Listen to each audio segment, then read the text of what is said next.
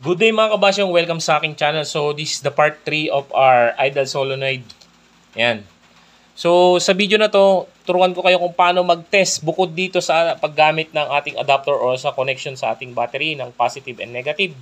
Isasama natin to confirm paano natin malaman kung talagang gumagana nga, kasi minsan nga nagpo-false alarm din to mga kabasyong. Nagtitik siya pero hindi siya ganun nagbubukas. Sabihin natin hindi siya bumubukas kahit na nagtitik siya. So ayan. So ito yung tinesting natin sa part 1. Ayun. Naririnig nyo? Ayan, may ticking siya. So isa pang way para malaman kung talagang gumagana siya is by using a vacuum hose. Ayan, vacuum hose. So ang gagawin natin, tatanggalin natin ang, tanggalin ko muna yung negative. Tatanggalin natin ang O-ring.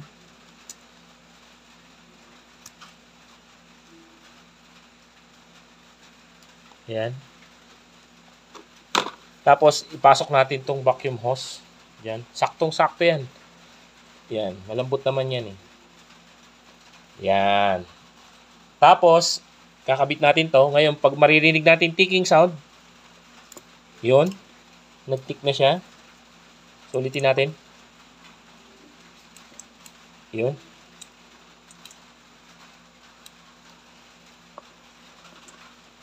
Yan. May ticking sound na ulit. Then, lagay natin tong vacuum hose.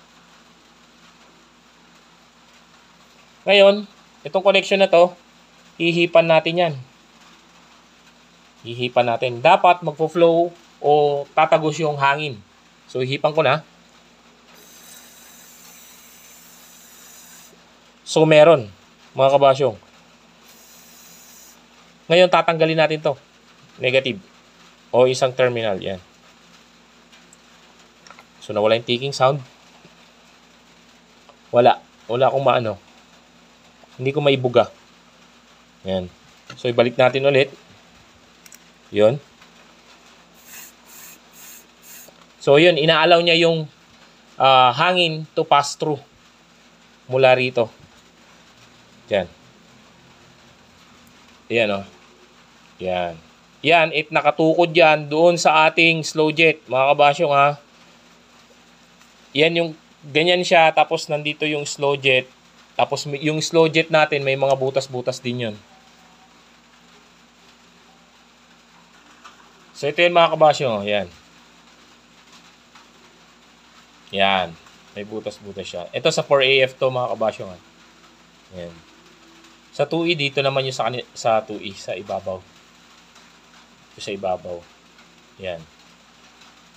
Sa 4AF, dito sa gilid. Yan. Magtatapat na ganyan yan. Yan. Pag nailagay. I-allow niya yung fuel papasok dito. Tapos, ito naman, i-distribute niya pababa, papunta dito. Ayan yun, no?